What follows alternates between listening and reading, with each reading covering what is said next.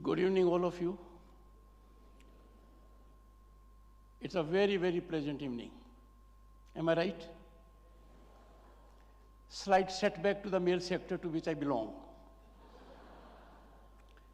but a matter of great pride for all of us.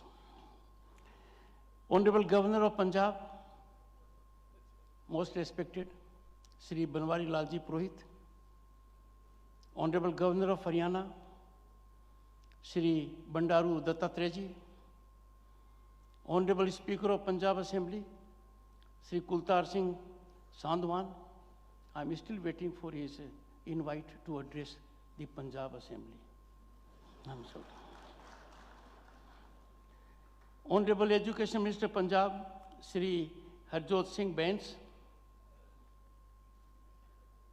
Vice Chancellor, Punjab University, Professor Renu Big.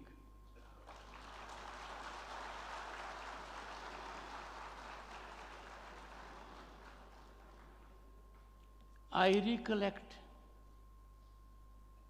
when I got an envelope at Vice President residence. The envelope came from search committee headed by Shri Sushil Rungta, ex-chairman SAIL, and had been chairperson of IIT, Professor Yogesh Singh, Vice Chancellor Delhi University, and Shri Anil Sahasrabudhe, former chairman AICT. I opened the envelope. There were 3 names. Her name was at number 1. She had never spoken to me. By my side was another great academician, alumnus of IIT Kanpur, 1987 batch IS officer, Shri Sunil Gupta ji. He got it notified in 15 minutes, whom I have given awards today. Their citations have been read. I'll not take much time. It is indeed an honor to address the 71st convocation of Punjab University. Indeed an honor I would always remember. Under his first woman Vice Chancellor in his history of more than 140 years, Punjab University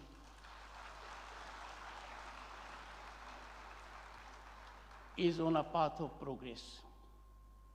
What I saw today was reflection of what I saw on 26 January 2024 at Kartavya Path. Friends, we are fast heading with nuclear speed towards woman-led development, woman-led governance. Male members, please watch out.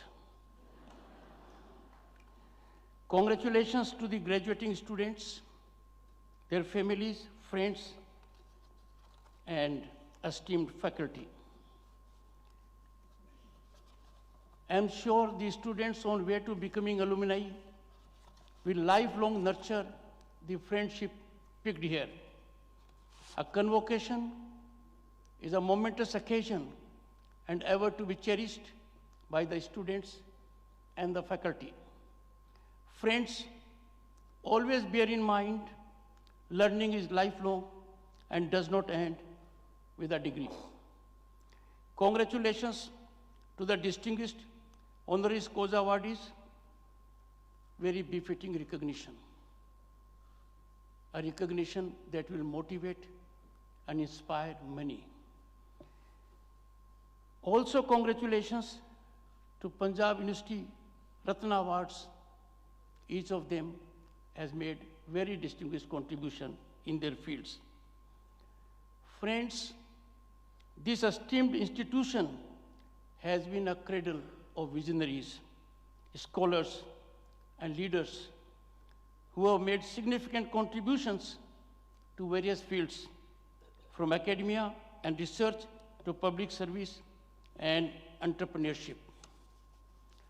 Among them are luminaries such as Nobel laureate Dr. Hargobind Khurana, former Prime Minister Dr. Manmohan Singh, former External Affairs Minister Sushma Swaraj, former Chief Justice of the Supreme Court of India Shri J.S. Keher, legendary athlete Milkha Singh, prominent politician Chaudhry Devilalji, courageous captain Vikram Batra, renowned sportsman Neeraj Chopra, and astronaut Kalpana Chawla, to name just a few.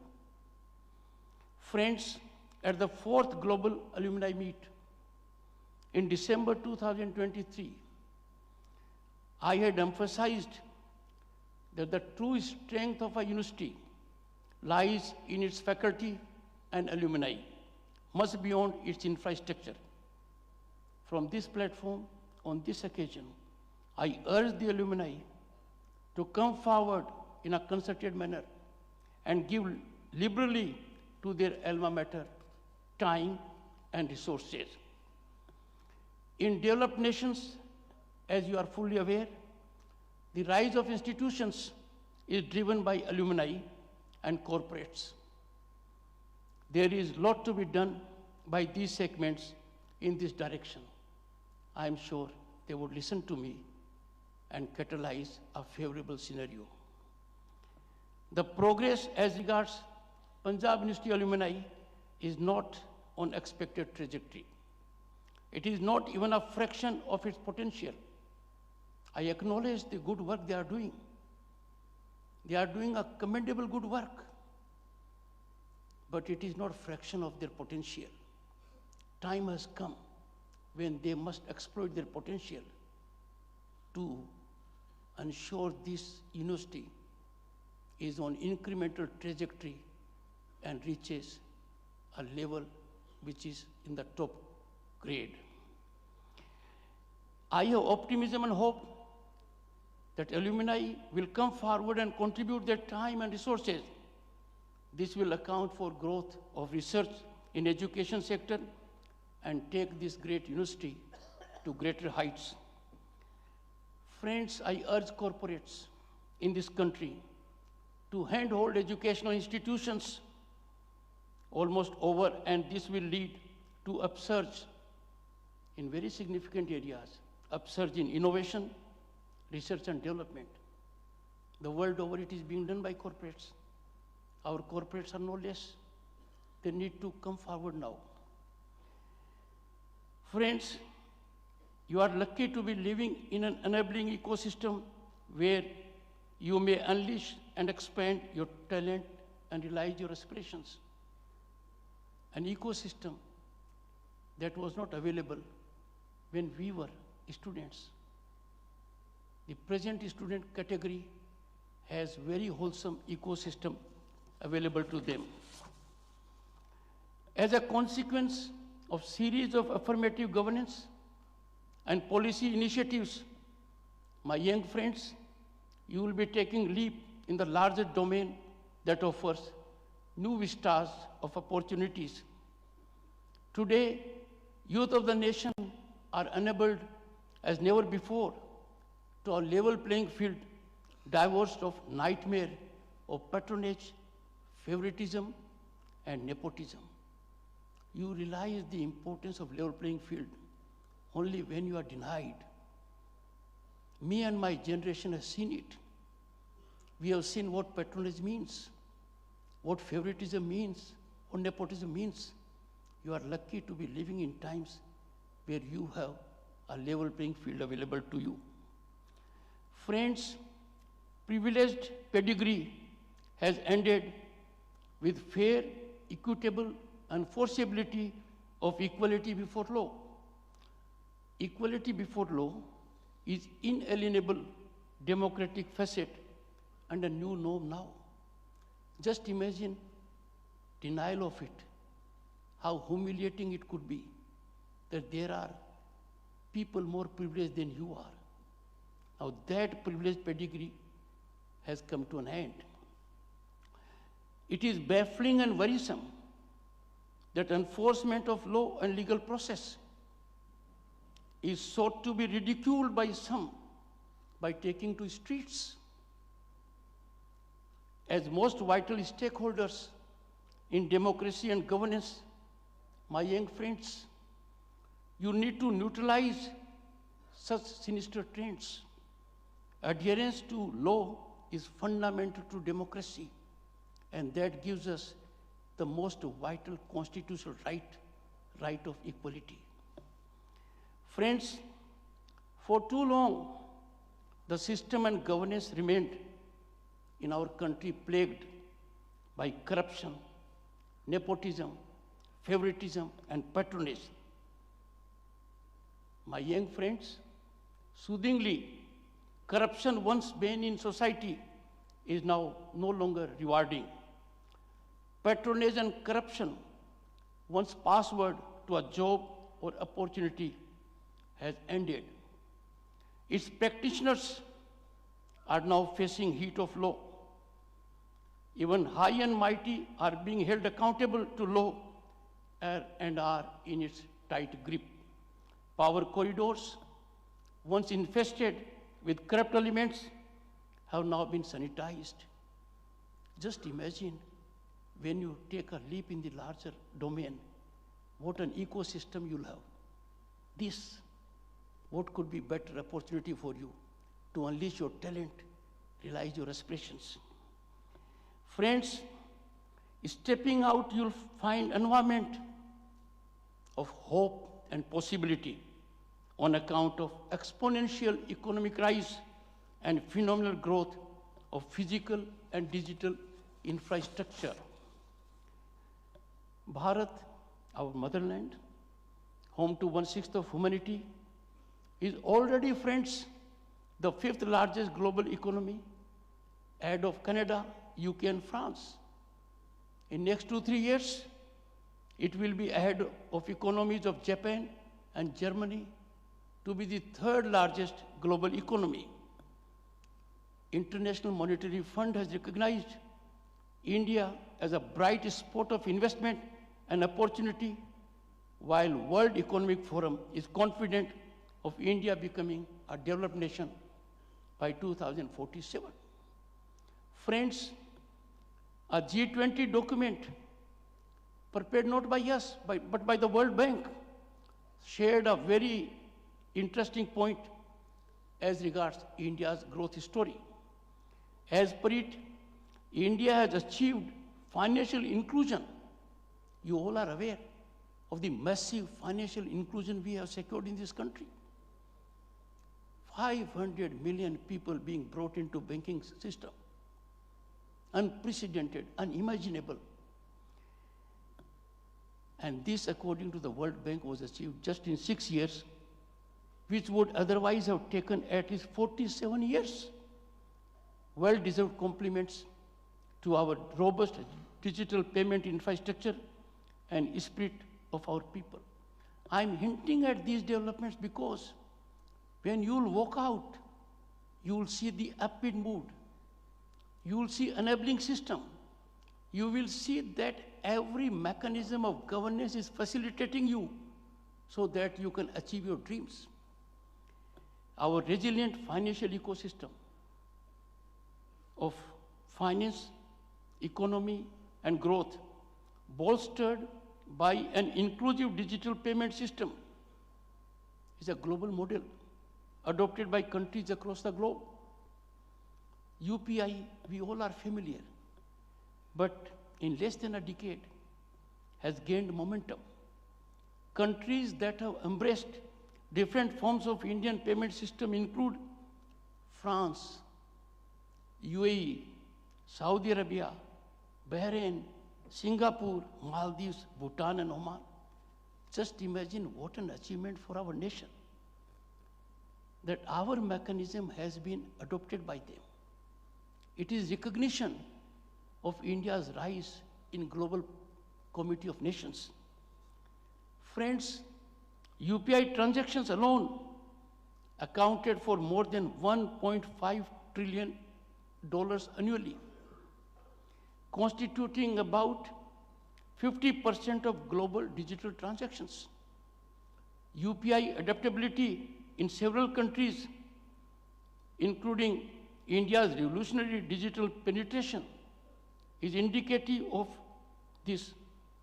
Furthermore, friends, our per capita data consumption, which is a very good element, a very good component to assess how digitally we are at the moment. It is more than that of USA and China taken together. Friends, we are in Amrit Kaal. We had the occasion to celebrate in January our 75th Republic Day. Our Amrit Kaal is a time of hope and immense possibilities. The world is looking at our economy with hope. We are no longer at the mercy of any foreign nation. We decide our own economic policies, our own foreign policies. We have had groundbreaking achievements, and these achievements extend to space with monumental success of Chandrayaan-3, marking India's historic first soft landing on Moon's South Pole and symbolizing our ceaseless progression towards Bharat at 2047. If you would recollect August 23, 2023, the entire globe was watching India's success, and the Honorable Prime Minister had to join it from another land. There was hardly a news channel of reckoning in the world that was not covering this event. It's a feat we could not imagine 10, 15 years ago. A great accomplishment. We will be ever proud of it. Friends, coming to universities, universities should be clear about their core educational mission: to provide students with the most enriching education possible, make them fully alive to the opportunities they can avail. We cannot shortchange our students by not making them aware of opportunities in new vistas and disruptive technologies. If, friends, we shortchange our students, we don't enlighten our students the kind of new opportunities they have, the kind of new directions they can adopt, then we are short-changing them. We must work in overdrive to let our students that you are living in times when new vistas and opportunities are available to you. You need to think out of the mind and grab those opportunities rather than be tied to conventional areas of involvement. Friends, with emerging vistas, next generation opportunities, including in the domain of disruptive technologies, universities have to play a critical role in dismantling silos that overemphasize cutthroat competitiveness for government jobs. This is turning out to be too serious. The faculty of the university has to be alive to it. Our youth is getting into a long queue, entering that silo, obsessed with competitiveness, trying to secure a limited opportunity area when we have vast ocean of opportunities. The power and peril of competing have to be appreciated and balanced. We are having a problem. Solution to that problem lies in universities. Universities have to enlighten young minds that you don't get bogged down to what was earlier the favorite opportunity domain. Now the favorite opportunity domains are so varied, so versatile, and availability of vistas is enormous. I'm sure if the faculty will take it in mission mode, our students will contribute hugely once they go in larger domain for growth of the nation. My young friends, You need to come out of old silos and stop following the traditional paths. Chart your new journey in innovative ways. You need to discard the excessive obsession with competitive examinations. Today, the country is creating new opportunities every day. You only have to catch up with those opportunities. Friends, I have no doubt I see in you principal architects of Bharat 2047.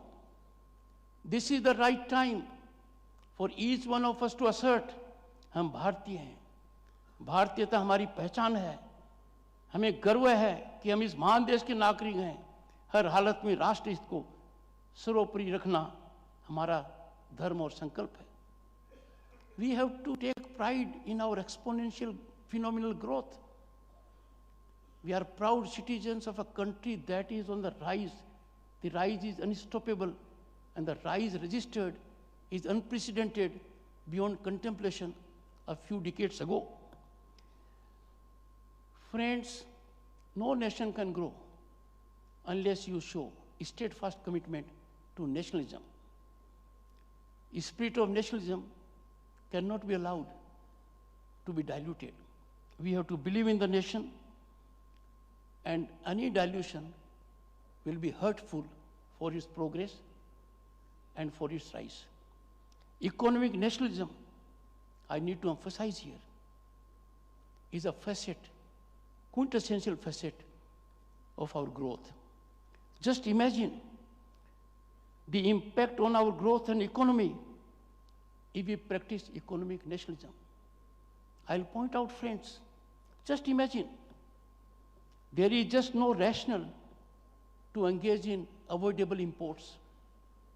We are doing it massively.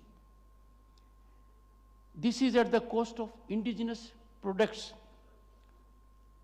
Friends, I have no doubt, and I'm sure no one will disagree, fiscal gain can never be justifiable premise to compromise economic nationalism. I urge corporates, industry and trade associations to nurture economic nationalism in mission mode. And what will be the outcome of this? If we practice economic nationalism, the outcome will be it will favorably impact our foreign reserves in billions. Our foreign exchange is being drained out because for fiscal gain, we are importing items that are avoidable. We are importing items that are available in the country. That will be one. We'll have fiscal gain in terms of foreign exchange drain. Second, if we practice economic nationalism, this will pave way for employment. Our people will be employed. They'll be contributing to that industry in respect of which imports are being effected. And further, it will make available opportunity to our youth. Entrepreneurship will blossom. Now, this only takes a nationalist feeling in us. The moment each of you decide, the industry, the business, the commerce community decide that we will not import what is available in our country for fiscal gain, that will change the very complexion of our economy. There will be upsurge in employment, entrepreneurship. Let us believe in it, practice it. Friends, this glorious Amrit Kal, we never imagined will be our Gaurav Kal to that extent. But there are some people, we need to be alive to them. They set afloat anti-national narratives at the cost of our nationalism. Such pernicious elements are a recipe for chaos. Chaos for us, chaos for themselves.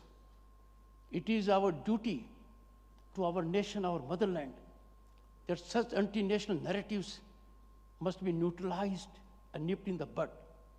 If one segment has a power to neutralize anti-national narratives, it is the youth of this country, it is the students. And trust me, my young friends, You are the most vital stakeholders of democracy and growth. You are the people who will take Bharat to pinnacle as a developed nation at 2047. You will be part of the marathon march that will secure place in 2047. You therefore cannot countenance such kind of narratives that are meant to demean our nationalism, taint our institutions, and I'm sure if you take it upon yourselves, such forces will have no courage whatsoever to raise their head. I'm sure you'll take about it. I urge corporates, industry and associations, they must brainstorm. They must think. They are competent. Alone they can do it to promote economic nationalism. If our business associations, trade associations, commerce associations, industry associations decide in one voice, on one platform, that for sake of the nation, for sake of opportunities in the country, for sake of our youth, for sake of entrepreneurship growth, we will not import from outside what can be available here. The imports will be absolutely in that category which is unavoidable. Friends, I must invite your attention to another painful scenario. It is distressing and concerning that temples of democracy, our legislatures, have been sacrileged by anti-national narratives. How can such a sacred platform as legislature be used to demean our nationalism, sacrilege those institutions? This cannot be countenanced. This is disturbing dilution of our nationalism and patriotic spirit. You, my young friends, should be more concerned than anyone else. You need to neutralize in mission mode such nefarious activities.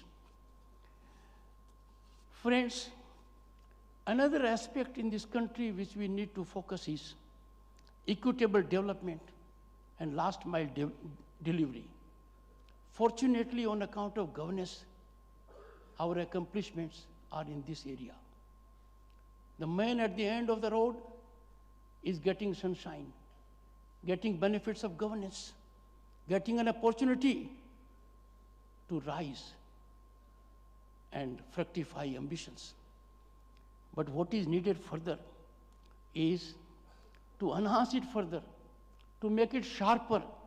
We must promote bipartisan stance to development. There should be no politics when it comes to development. All should be united. Right now we find there is divisive stance. Divisive stance can be in political ideologies, in political thought process. The way the parties behave is their lookout. But when it comes to country's interest, when it comes to development, when it comes to growth, there must be bipartisan stance. And this ecosystem can be generated by discussions in the universities. You can discuss freely, fairly. You are discerning minds. You know all about it. Make up your mind. Contribute through social media. That development is non-negotiable. Development is for the country. Development has to be bipartisan. Friends, we are living in times where universities have to redefine themselves. Universities must act as crucible for confronting ideas than just being sanctuary for comfort.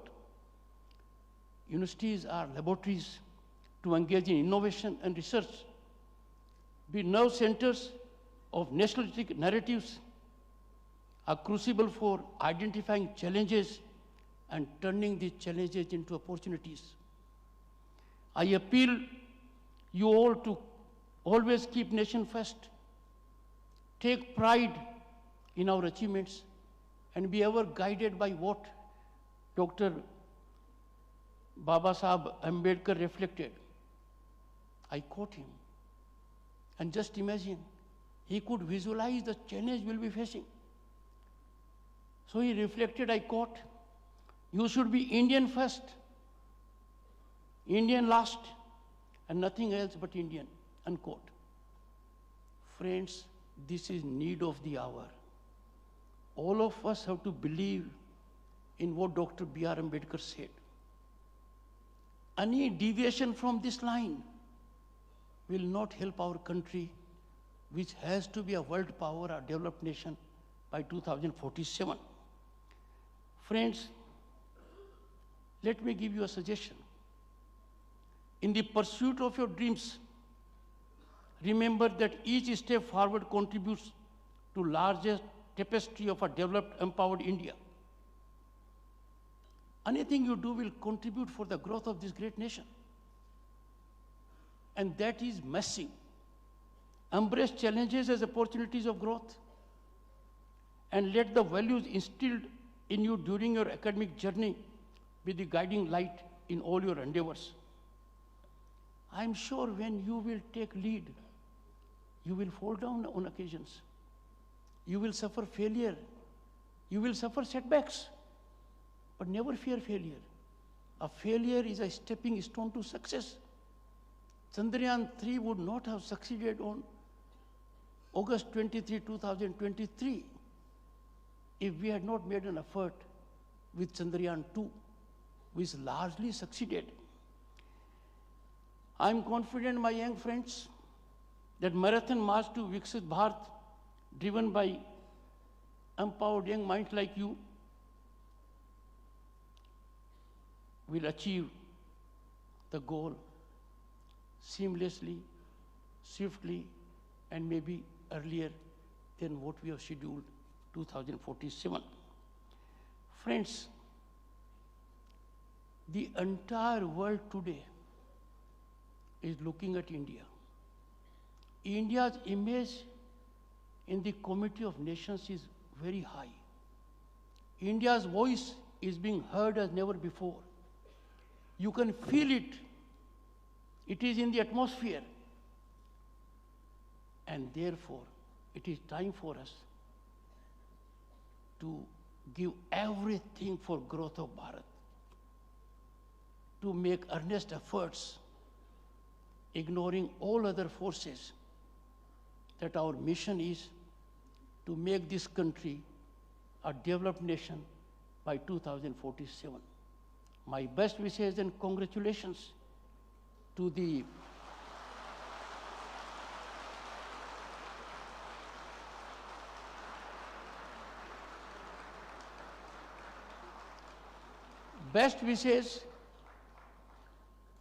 participants of Marathon 2047.